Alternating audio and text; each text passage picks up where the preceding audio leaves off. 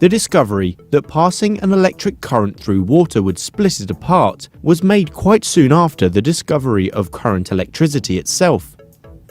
This predates Michael Faraday's work in this area, but it is he who introduced most of the terms that we still use today.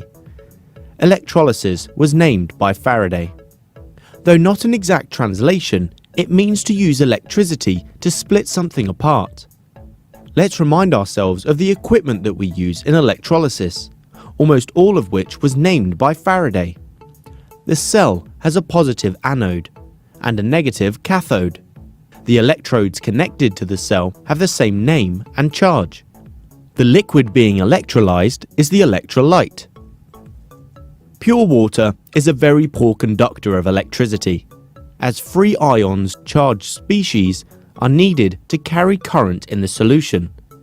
But water, remember, is a covalent molecule, and at room temperature hardly ionizes, and so the concentration of the ions formed is extremely small. Pure water acts as an insulator at safe voltages. If, however, we add a little sulfuric acid to water, this greatly increases the ability of water to undergo electrolysis without altering the products obtained. If we use electrolysis, we will see bubbles forming around both electrodes, the most around the cathode. If we use a Hoffman voltmeter, we can collect the gases made by each electrode. The gases are made in a ratio of 2:1, but the initial solubility of oxygen in the water sometimes masks this. Testing each gas is the usual way we'll confirm their identity.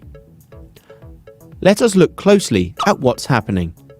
The ions present in water will be the hydrogen ion and the hydroxide ion. These ions will be attracted towards the electrode with the opposite charge.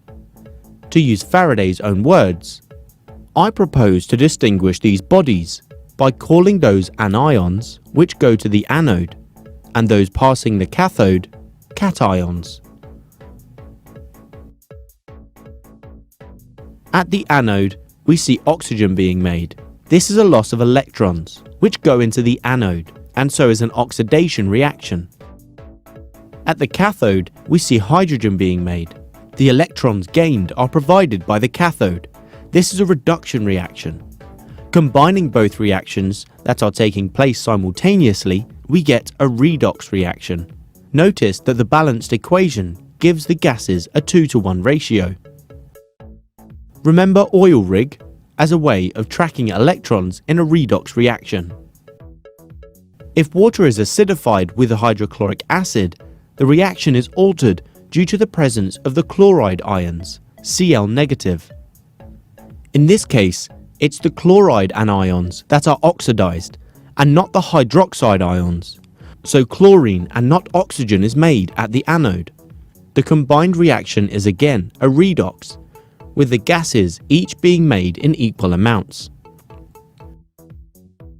As chlorine is very much more soluble in water than hydrogen is, it will take a while for the water to become saturated enough to enable any appreciable amount of gas to be seen. And while you're working with it in the lab, remember chlorine is toxic, so take precautions. If you liked the video, give it a thumbs up and don't forget to subscribe. Comment below if you have any questions. Why not check out our AddyESchool app as well?